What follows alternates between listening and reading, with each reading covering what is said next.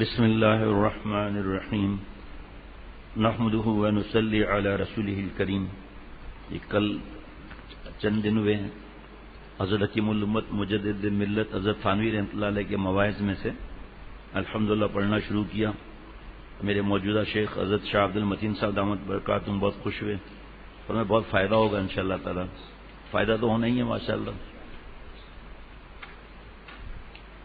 ایک حضرت مجدد کا واعظ جو ہے الحمدللہ چند دنوں میں ختم ہوا. دوسرا واعظ کل شروع ہوا تھا پرسوں، حاضری کا خوف. وَأَمَّا مَنْ خَافَ مَقَامَ رَبِّهِ وَنَهَى النَّفْسَ عَنِ الْهَوَىٰ فَإِنَّ الْجَنَّةَ هِيَ الْمَأْوَىٰ. جو شخص کے ڈرا اپنے رب کے سامنے کھڑا ہونے سے یعنی آخرت کی پیشی، اور روکا نفس کو خواہش سے. کون سی خواہش سے؟ حرام خواہش سے. تو اس کا ٹھکانہ جنت ہوگا.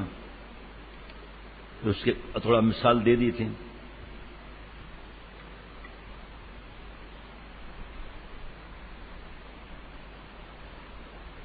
فرمایا کہ کوئی چاہے کہ میں باغ لگاؤں اور اس کے لیے وہ انتظام نہ کرے تو باغ کا پھل اس کو مل جائے گا؟ نہیں ملے گا.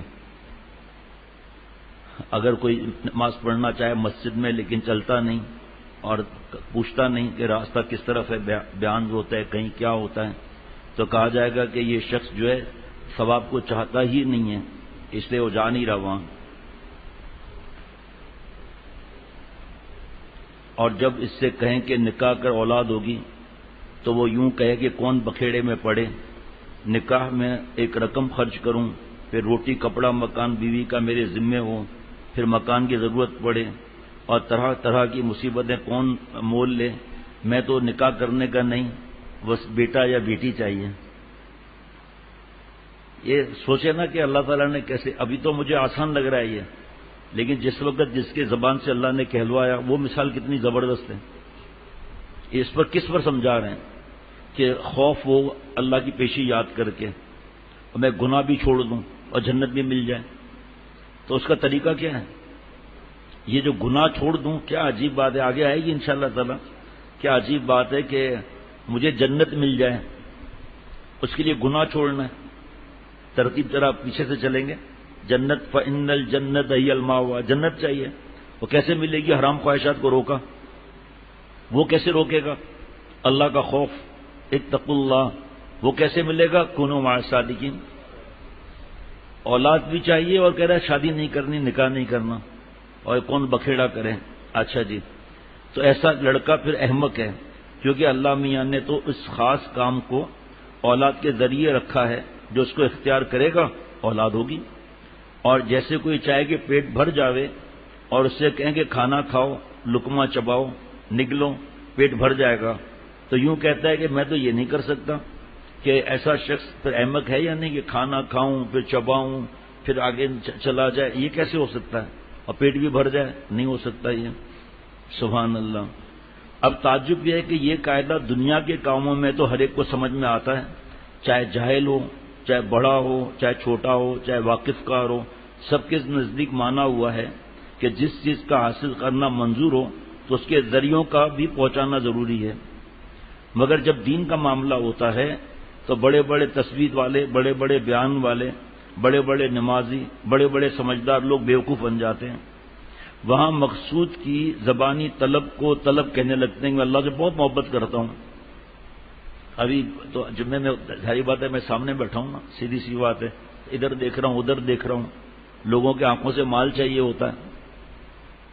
تو جیسے ہی آج یہ اس پر بیان ہوا کہ جی قربانی کتنا خرچہ کرتے ہیں، اور لیکن قربانی اصل جو ہے اللہ کو خوش کرنے کے لیے گناہوں کی قربانی، یہ تو اس پر واجب ہے جو صاحب نصاب ہو. اور یہ قربانی سب پر ہے، گناہ چھوڑنا. تو عید کے دن یا عید کی رات گناہ کرتے ہیں، ایک دوسرے کو دیکھ رہے تھے دو چار لوگ. بات ہمارے بھی دل کو لگتی ہے نا. کتنا بھی غم کا پہاڑ ٹوٹ جائے، کتنا بھی غم کا پہاڑ ٹوٹ جائے، لیکن ان اللہ مع الصابرین کو ذہن میں رکھنا ہے، عقل نہیں لگانا. ایک صاحب جو ہے وہ اس بات پر دین سے پھر گئے. آپ حیران ہوں گے، آپ کے پاس بھی جواب نہیں ہے، میرے پاس بھی نہیں ہے، بڑے بڑے بزرگوں کے پاس جواب نہیں ملے گا اس کا. حالانکہ جو جواب ہے وہ ایک ہی، سب ایک ہی جواب دیں گے. اللہ کی رضا، اللہ کی مصلحت ہیں، سب یہی سمجھائیں گے. لیکن ایسا کیوں ہوا، اس کا جواب بہت سی چیزوں کا کوئی نہیں دے سکتا. وہ اس بات پر پھر گیا، اس کا دل، محمد شفیع کچھ کام بھی آپ کے ذمہ ہے بھائی، اس بات پر اس کا ذہن پھر گیا کہ مظلوم جو دنیا میں ہوتے ہیں وہ ان پر کیوں ظلم ہوتا ہے. اب اس کو جو اللہ والے سمجھائیں گے تو یہی سمجھائیں گے نا کہ بھئی اللہ کی حکمتیں ہم نہیں سمجھ سکتے، اور یہی ان کو سمجھائیں گے نا کہ انبیاء علیہ الصلوۃ والسلام پہ تکلیفیں آئیں. آپ صلی اللہ تعالی علیہ وسلم نے جیسے ہی نبوت کا دعویٰ فرمایا، جب نبوت کا اعلان فرمایا، دعویٰ کیا، جب نبوت کا اعلان فرمایا تو 2 بیٹیوں کو طلاق دی نا ابو جہل کے بیٹوں نے باپ کے کہنے پر. یہ کتنا بڑا غم ہے. حضرت ابراہیم علیہ السلام کو آگ میں ڈالا، ٹھنڈی تو بعد میں ہوئی نا. بھائی غور کریں ذرا، جس وقت نمرود حضرت ابراہیم علیہ السلام کو آگ میں ڈال رہا ہے اس وقت کیا حالت ہوگی. باپ نے بیٹے پر چھری چلا دی. یہ تو نہیں پتا تھا کہ مینڈا آئے گا. باپ کا حال کیا تھا، بیٹے کا حال کیا تھا.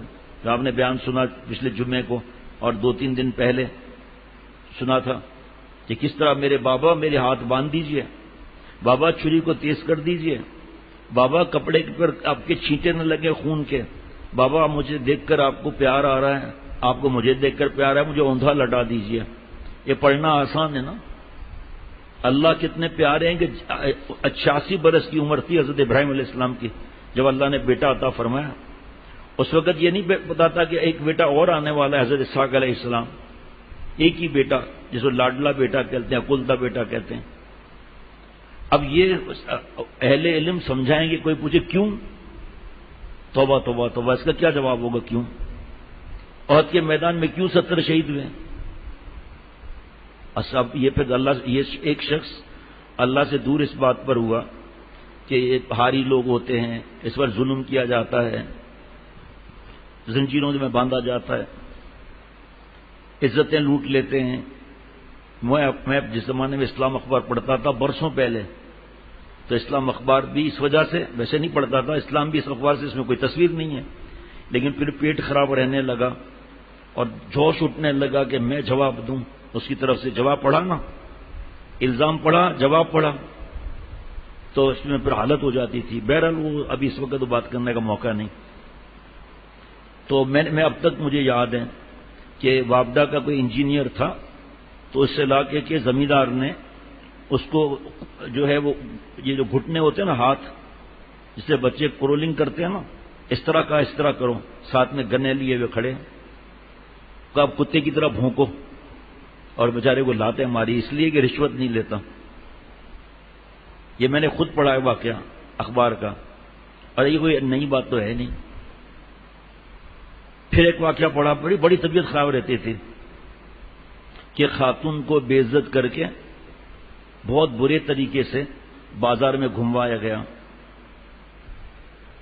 آپ کو میں جیسے افغانستان کی بہت سی باتیں مجھے پتہ ہیں، اب میں بیان میں تو کرنے سے رہا، لیکن دماغ پکتا ہے کہ کس طرح ہیلی کاپٹر میں اٹھایا، پھر وہاں سے کیا پھینکا، اس کے بعد پھر کیا پھینکا. اب جس کا ذہن آسمان پر جائے گا، یتفکرون فی خلق السماوات والارض، زمین آسمان پر غور کرتے ہیں، اللہ کے احکامات میں غور نہیں کرتے. 2 ایسے ہی چل رہے ہیں، آخری جو ہے نا پنکھے. تو وہ اس بات پر جو ہے وہ ان کا ذہن بگڑ گیا اس بات پر کہ جی ایسا کیوں ہوتا ہے. برما کا آپ دیکھ لو، ایک دن میں 100 عورتوں کی عزتیں لوٹی گئی ہیں، اور کشتی میں بھاگ رہے ہیں، فائر مار کے کشتی ختم کر دی. کسی ملک کے بارڈر پر کھڑے ہیں، مسلمان ملک کا بارڈر، آنے نہیں دے رہے آگے. کوسٹ گارڈ فائر کر دے گا اگر یہاں سے آگے ہے تو.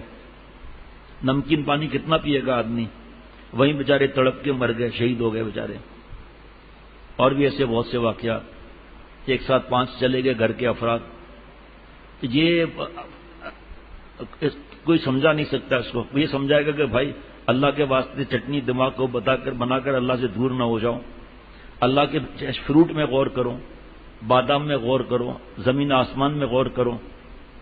تو یہ جنت تو چاہیے، اس کے لیے گناہ چھوڑنا ہے. گناہ کب چھوٹیں گے؟ جب اپنی پیشی یاد کرے گا. وہ پیشی کب ذہن میں کونو معاش صادقین، اتقوا اللہ، اللہ فرما رہے ہیں وکونوا مع الصادقین۔ اچھا جی،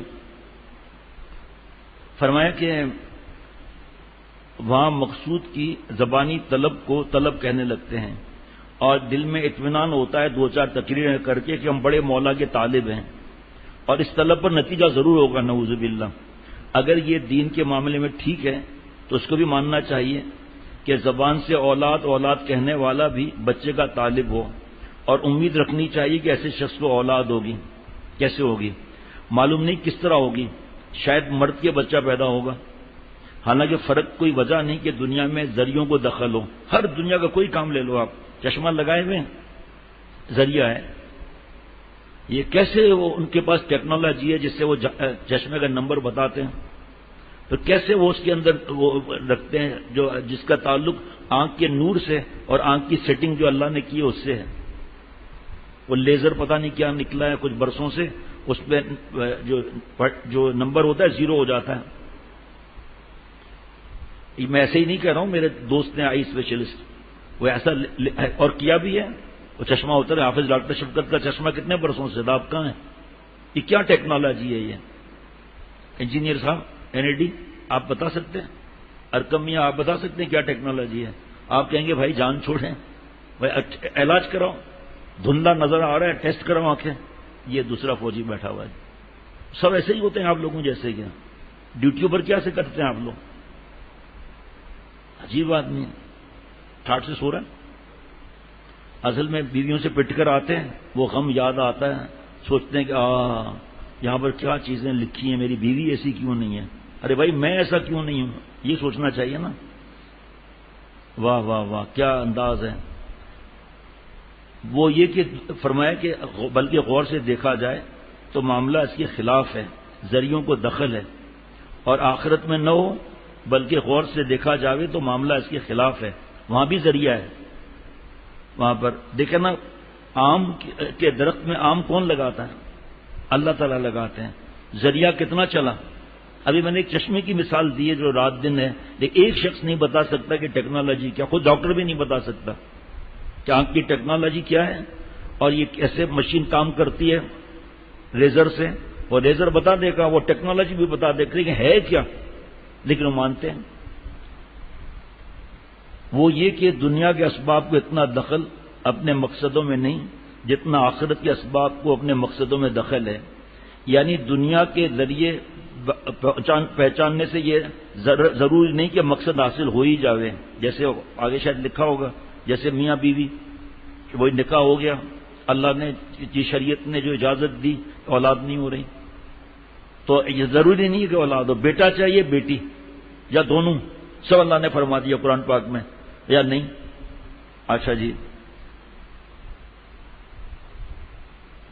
بخلاف آخرت کے کہ اس کے اسباب پہنچانے سے ضرور نتیجہ پیدا ہوگا، چنانچہ دلیلیں اور واقعات اس کو ثابت کرتے ہیں۔ دیکھو بھائی، دنیا کے ذریعے میں نے ایک اولاد کا بتایا، اور بھی ذریعے ہیں کہ بیج بویا، ضروری نہیں کہ فصل نکلے، اور ضروری نہیں فصل ہمیں ملے۔ آپ جانتے ہیں ہر سال کبھی آم، کبھی چیکو، کبھی کیا زور سے ہوا آئی، سب پھل غائب ہو گیا، پھول سارا جھڑ گیا، آم کا کیریاں تک نہیں ملی۔ دیکھیے کہ قرآن اور حدیث میں کہیں نہیں آیا کہ دنیا کے اسباب جمع کرنے پر ضرور مقصد حاصل ہوگا، اور تجربہ اور واقعات سے بھی یہی نکلتا ہے۔ چنانچہ اکثر کھیتی کرتے ہیں، ایک دانہ بھی نہیں پیدا ہوتا۔ یہی حال عزت اور آسودگی کا ہے کہ بہت سی تدبیریں کرتے ہوئے عمر گزر جاتی ہے مگر غریبی رہتی ہے، اور کبھی بے تدبیر آدمی مالدار ہو جاتا ہے، پتہ نہیں کہاں سے مل گیا، اچانک مال آ گیا بغیر تدبیر کے۔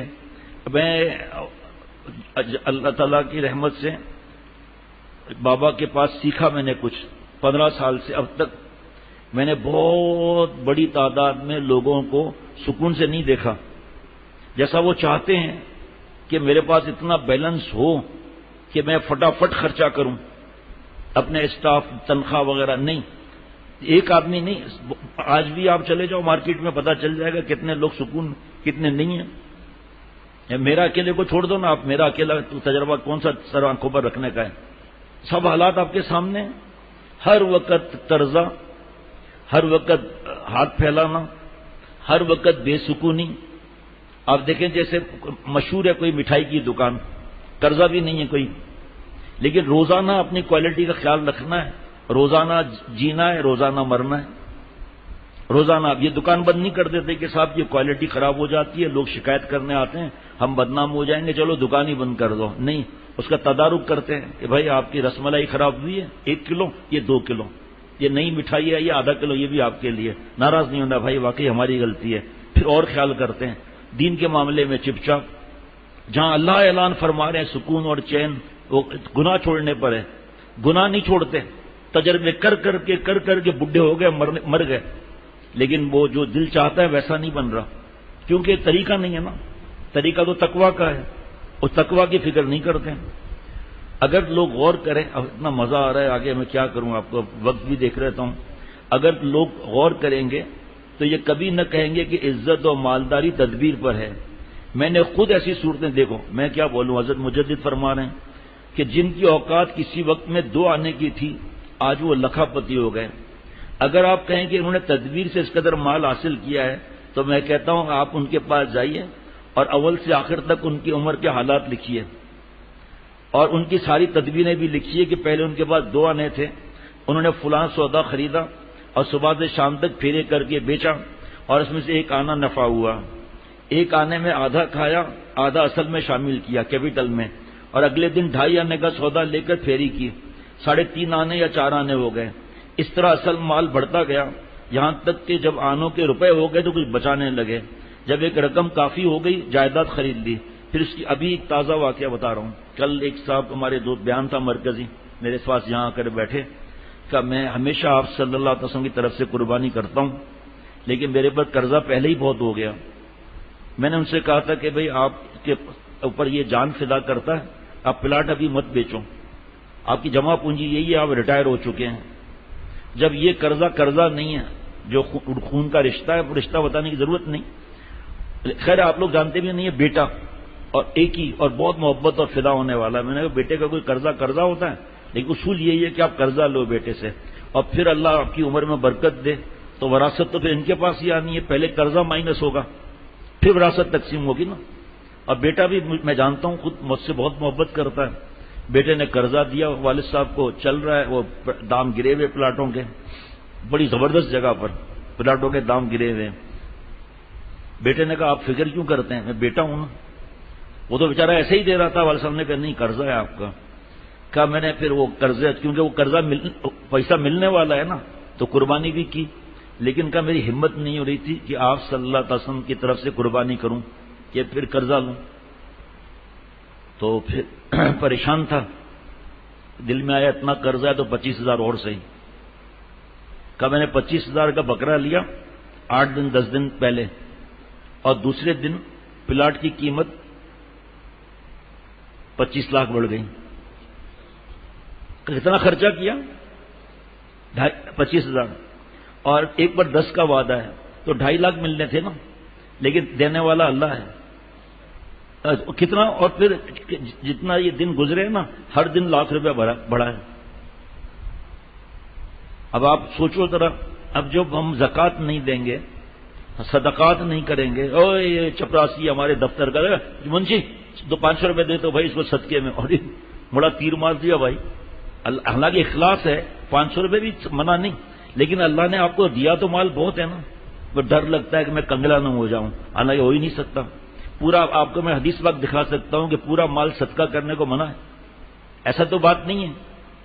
نہ زکوٰۃ کا حساب، نہ وراثت کا حساب، نہ یہ پتا ہے کہ میرے پاس مال کتنا ہے، میرا نیٹ پروفٹ کتنا ہے، میری کیپٹل کتنی ہے. بس سود چاہیے اور رشوت چاہیے، پرائز بانڈ چاہیے، نعوذ باللہ. ساری زندگی لگا دی، لیکن کیوں نہیں کامیاب ہو رہے. اور صرف تقویٰ پر آ جائیں، کیونکہ قرآن پاک کا وعدہ ہے. ہو ہی نہیں سکتا کہ نہ ہو، کہ میں نہیں سمجھا سکتا بات، میرے پاس الفاظ نہیں ہیں، میرے ذہن وہاں تک نہیں پہنچ سکتا. وہی کی بات ہے. دنیاوی اسباب اختیار کر کے ضروری نہیں ہے کہ ویسا ہی رزلٹ ملے، ٹھیک ہے، لیکن تقویٰ پر جب اللہ نے وعدہ کیا ہے وَمَن يَتَّقِ اللَّهَ يَجْعَل لَّهُ مَخْرَجًا، اللہ مشکلات سے ایگزٹ دیں گے. وَيَرْزُقْهُ مِنْ حَيْثُ لَا يَحْتَسِبُ، وہاں سے رزق دوں گا جہاں سے گمان بھی نہیں ہوگا. اللہ کا وعدہ ہوا نا, وہ تو سچا وعدہ ہے, وہ تو سچا وعدہ. بھائی وہ رسید پر بتا دینا, انتظار کر رہے کس نام کی بنانی ہے رسید, ٹھیک ہے نا. رسید لے کر بیٹھا ہوا ہے, ان سے کہہ دیں کاشف سے پوچھ لیں نام, بس اب 5 منٹ میں ختم ہو رہا ہے. اس کے بعد کاشف کو یہاں تک کہ بڑھتے بڑھتے 1 لاکھ تک نوبت پہنچی, لکھپتی ہو گئے. اس شخص کے اس بیان کو خوب تفصیل سے لکھیے, بلکہ جو باتیں اس مدت میں اس کو پیش آئی تاریخ وقت لکھ لیجئے, اور آپ بھی ایسا کیجئے. آپریشن ہو گیا نا, کہ اس تاریخ وار لکھ لیجئے اس نے اس طرح, اب آپ بھی اپنے پاس لکھ لیجئے اور پھر ایسا ہی کیجئے جیسا اس نے کیا ہے. میں کہتا ہوں کبھی بھی ان تدبیروں سے آپ ان کے برابر نہیں ہو سکتے. اس کی کیا وجہ ہے؟ اس کی وجہ یہ ہے کہ تدبیر سے اس نے حاصل کیا اور تم نے نہیں کر سکتے. وجہ اس کی یہ ہے کہ جب سب کچھ اللہ میاں کے حکم سے ہوتا ہے, بس ثابت ہو گیا کہ دنیا کے اسباب پر ہمیشہ اللہ میاں نتیجہ مرتب نہیں فرماتے. بڑی بڑی کیپٹل لوگ لگاتے ہیں, ختم ہو جاتا ہے. اور میں آپ کو مثال دیتا ہوں, نام نہیں لوں گا. ایک مسالے کی کمپنی ہے, دنیا میں ساری دنیا کے لوگ اس مسالے کو, کمپنی کو جانتے ہیں. وہ فیکٹری بڑھاتا ہے, پھر اس کی پروڈکشن زیادہ ہو جاتی ہے, وہ پھر وہیں ٹھنڈا پڑ جاتا ہے, پھر دوسری فیکٹری. یہ لوگ گارڈن میں میاں بیوی دونوں یہ اپنے ہاتھ سے مسالہ پیک کرتے تھے, خود بناتے تھے اور لئی لگاتے تھے پیکٹ پر, جس کو میں نام بتا دوں آپ کہیں گے ہاں واقعی لئی لگی ہوتی تھی. آج اس کا اسٹاف کتنا ہے؟ اب جو اس نے اسٹارٹ کیا نا, حضرت مجدد فرما رہے ہیں, اب میں بھی ویسے اسٹارٹ کروں گارڈن میں گھر لے کر, ہو ہی نہیں سکتا. اگر میں مسالے کا کام شروع کروں کہ اللہ مجھے رزق دے گا, کامیابی آئے گی نہ آئے گی اللہ پر ہے. لیکن اگر میں نقل کروں دوسرے مسالے, یہ وہ لوگ ہیں جن کو میں جانتا ہوں, دوسرے مسالے کی کمپنی, اللہ کے کرم سے اتنا ان کا ایکسپورٹ ہے, اتنا ان کا لوکل ہے کہ آپ سوچ نہیں سکتے اتنا اللہ نے کام لیا. یہ سیٹ صاحب لنگی پہن کر اور مرچوں کے اوپر خود کھڑا ہوتا تھا, لنگی پہن کر. میں بھی لنگی پہن کر آ جاؤں, کھڑا ہو جاؤں مرچوں پر, نہیں ہو سکتا.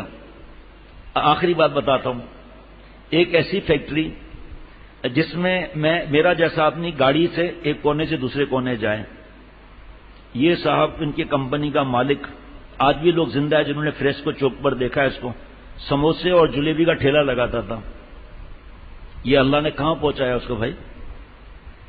اس لیے یہ دنیا کی چیزیں ہیں, یہاں نہیں کر سکتے. ہم ایسا کریں گے ہمیں ایسا رزلٹ ملے گا. اور دین میں کہ فلاں آدمی تقوی پر چلا, اللہ نے اس کی آسانیاں کر دیں, اس کو غم بھی نہیں ہوتا کہ کیا ہوگا کیا نہیں ہوگا. اب اس کی جو نقل کریں گے نا, اس کی نقل نہیں ہے, تقوی کی نقل ہے, اللہ کے حکم کی نقل ہے. اللہ اصل بنا دیں گے. اللہ تعالیٰ اپنی رحمت سے مجھے اور سب کو دین کی سمجھ عطا فرمائے, عقل سلیم, قلب سلیم, فہم سلیم عطا فرمائے. اگر کوئی بیان سنتا ہے کہ صاحب ہم نے تو لوگوں کو دیکھا ہے پریشان حال, اور کبھی وہ مالک نہیں بنے, ہر وقت پریشان, اور وہ کہے کہ بھائی ٹھیک ہے اور اللہ سب مسلمانوں کی پریشانیاں دور کر دیں, ان کے حالات بدل جائیں, اچھی خاصے پیسے جمع ہو جائیں, اچھی خاصی جائیدادیں جمع ہو جائیں, اور وہ کہے کہ دیکھا بڑا بیان کرتے تھے کہ یہ ایسے کو کوئی فائدہ نہیں ہوگا. یہ مال ہم سے زیادہ یہود و نصارہ اور ہندوؤں کے پاس. میں نے اپنی آنکھوں سے دبئی میں گولڈ سوق میں نماز پڑھتے ہوئے جاتے ہوئے مین روڈ پر دکان کے سامنے سونے کی اینٹیں میں نے دیکھی ہیں. بسکٹ تو دیکھے تھے, سونے کی اینٹیں میں نے خود دیکھی ہے. پیلٹ تھا اور اس کو لفٹر سے وہاں اتارا ہے انہوں نے, رکھا ہوا ہے, آؤ آ کر لے کر جا کر دکھاؤ وہاں سے. وہاں کے کیمرے بھی تھوڑی لگے ہوئے تھے, قانون اتنا سخت. تو اب یہ سونے پر تو پاگل ہو رہے ہیں, لیکن جس مٹی کو کسی نے حکم دیا کہ سونا بن جا, اللہ تعالیٰ اس پہ ہماری نظر نہیں ہے. سونا مل جائے گا, خالق سونا نہیں ملے گا گناہوں کی وجہ سے. اس طرح اگر کوئی یہ سمجھے کہ فلانا مالدار ہے اور وہ داڑھی منڈایا ہوا ہے, وہ تو نماز بھی نہیں پڑھتا, اس نے اسباب اختیار کیا, تو کروڑ پتی ہے, تو یہ مثال دین میں نہیں چلے گی. ٹھیک ہے پھر آپ بھی بن جاؤ, لیکن سکون نہیں ملے گا.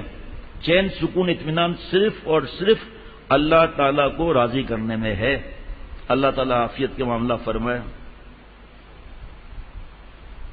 آگے بڑا عجیب مضمون ہے. آخرت کے اسباب پر نتیجہ پیدا ہونا یقینی ہے, کیونکہ ہمیشہ کی زندگی ہے نا وہ، اس کے لیے بتا دیں ہمیشہ ہمیشہ وہاں رہنا ہے. کوئی ٹرانزٹ میں جائے دبئی، آگے اس کی فلائٹ ہے فرانس کی، اب وہ جتنا ڈالرز ہیں اس کے وہ سب خرچ کر رہا ہے، یہ بھی دو یہ بھی دو. وہ گولف جو ڈنڈا مارتے ہیں نا اس کو، وہ بال کو وہ جا کے سوراخ میں جاتا ہے وہ. ارے ہم کو بتاؤ، ہم ہاتھ سے ڈال دیں گے اس میں، یہ پاگلوں کی طرح کلو میٹر چلتے ہیں. وہ میں نے خود اپنے آنکھوں سے دیکھا، ڈیوٹی فری شاپ سے میں گزر رہا تھا اور فلائٹیں ظالموں نے ایسی رکھی ہے، جب ڈپارچر گیٹ پر پہنچتے ہیں تو وہاں سے گزرنا ضرور پڑتا ہے ڈیوٹی فری شاپ سے. پھر ایک دوست نے بتایا جو وہاں کام کرتے ہیں کہ سیدھے ہاتھ پر جائیں گے نا، اترتے ہی لفٹ آئے گی، لفٹ سے باہر نکلتے ہی سیدھے ہاتھ پہ چلے جائیں گے نا، وہ سکون ہے. اور واقعی ایسا ہی ہے کہ وہ ڈیوٹی فری شاپ نہیں ہے بیچ میں، لیکن آخر میں جا کر پھر الٹے ہاتھ پہ جب ٹرن کریں گے پھر ڈیوٹی فری شاپ آ جائے گی. چلتے چلتے میں نے دائیں طرف دیکھا، وہ جو ڈنڈا مارنا ہے نا، پتہ نہیں کتنے لاکھ روپے اس پہ لکھے ہوئے تھے. میں نے خود دیکھا ہے، درم میں تھے وہ، اندازاً دیکھا کتنے لاکھ میں، وہ 12 یا 15 اسٹک تھی اس میں. اب اتنا سکون ہے نہیں، پاگلوں کی طرح چل رہے ہیں. اگر گولف گراؤنڈ بہت بڑا ہے تو چھوٹی موٹرز ہوتی ہیں، وہاں بیٹھے ہوئے ہیں. ابھی گولف کلب بن رہا تھا، میں جاتا تھا وہاں مسجد افسا ماڈل کالونی، تو بہت بڑا عیاشی کا اڈا بننے والا ہے وہاں. اب پتہ نہیں کہاں تک پہنچا، اللہ حفاظت فرمائے. تو یہ اتنا ڈنڈا مار مار کے اس کا حشر کر دیتے ہیں. فائدہ کیا، بیوقوف وہ سب مارتے ہیں اور پھر چلتے ہوئے ہانپ بھی رہے ہیں اور پھر وہ گاڑی میں بیٹھ کے جاتے ہیں. سوراخ میں نہیں گیا، اب تو ہم کو بولو، ہمارے ساتھی بہت ہیں، سوراخ میں ڈال دیں گے، اس میں کون سا مسئلہ ہے. خامخواہ اتنا کلب کا خرچہ اور اتنا زیادہ وہ اس کی فیس. اللہ آپ کے اور میرے رزق میں خوب برکت عطا فرمائے بھائی، اللہ اور نوازش فرمائے، اللہ اور نوازش فرمائے بھائی. اللہ مجھ سمیت ہر مسلمان کے رزق میں خوب اتنی عزت فرما دے، اتنی برکت اللہ عطا فرمائے کہ آپ اگر مجھ سے پوچھے پیسے رکھنے کا ہے. اگر میں نے ایک ساتھ سے کہا تھا، میں نے کہا اللہ تعالیٰ آپ کو روزانہ کروڑوں روپے زکوٰۃ دینے کی توفیق عطا فرمائے. کہ بھائی کیا بولتا ہے، کروڑوں روپے زکوٰۃ؟ اب میں نے کہا چریا تمہاری کیپٹل کتنی ہوگی پھر جب ایک دن میں کروڑوں روپے نکالو گے زکوٰۃ؟ پھر وہ اب سمجھا تو ہنسنے لگا. تو اللہ سب مسلمانوں کو مجھ سمیت روزانہ لاکھوں کروڑوں صدقات اور زکوٰۃ دینے کی توفیق عطا فرمائے. اور خوب ابھی یہ چرچ بچا، ہمارے ایک دوست نے بھی فون آیا ہوا ہے کینیڈا سے، لیکن میں یہاں آ رہا تھا نماز کے لیے، انہوں نے ان سب نے مل کر چرچ خریدا ہے. ابھی آج میرے ایک دوست خلیفہ ہیں کینیڈا میں، مولانا، ان کا بیان اس مسجد میں تھا اب تو تھا ہو گیا یا ہے اب، کیونکہ 10-12 گھنٹے کا فرق ہے آج بیان.